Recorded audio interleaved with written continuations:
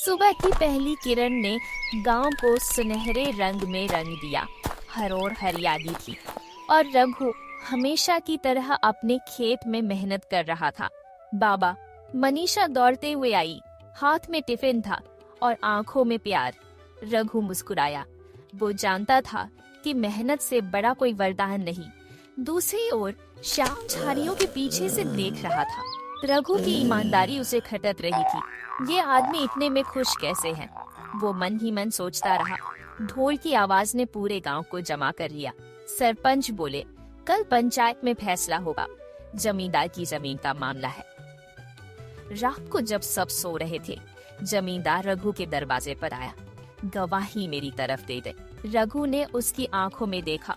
ईमान बेचने का सौदा मत कर। मैं भूखा रह लूंगा पर झूठ नहीं बोलूंगा। घर के अंदर रघु की पत्नी चिंता में थी। हमारे पास कुछ नहीं है, ये मौका है रघु।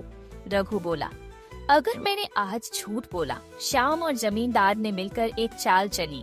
अगर रघु सच बोले तो उसे झूठा साबित कर देंगे। अंधेरे में झूठ पल रहा था, लेकिन सुबह दूर नहीं थी। गांव के पेड़ के नीचे पंचायत बैठी थी। चारों तरफ भीड़, बीच में सरपंच और सामने रघु खड़ा था, अकेला पर अडिग। सरपंच ने पूछा, क्या तुमने देखा है वो जमीन किसकी है? रघु ने सीधी नजर से जवाब दिया, हाँ, वो जमीन गरीब किसान की है। यही सच है। जमींदार आग बबूला हो गया। ये झूठ बोल रहा है।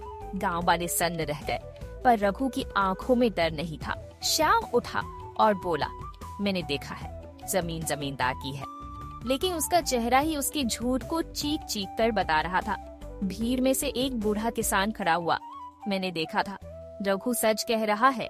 ये जमींदार और श्याम मिलकर साजिश कर रहे हैं। गांव वालों ने एक साथ आवाज उठाई, सच के साथ है। अब रघु अकेला नहीं था। सच बोलने वाला कभी अकेला नहीं होता। सरपंच ने निर्णय सुनाया। रघु ने ईमानदारी दिखाई है और हम सब उसके आभारी हैं। झूठ को गांव में कोई जगह नहीं मिलेगी। गांव वालों ने मिलकर रघु को एक नई जमीन दी। उसे कुछ नहीं मांगा, पर उसे सब कुछ मिल गया। सम्मान, पहचान और नया जीवन। मनीषा अब स्कूल जा रही थी।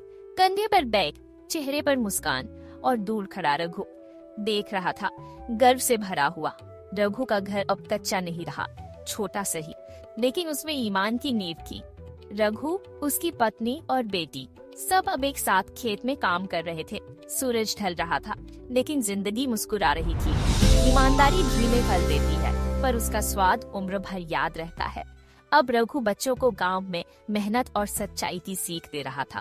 वो खुद एक किताब बन गया था, जिसे हर कोई पढ़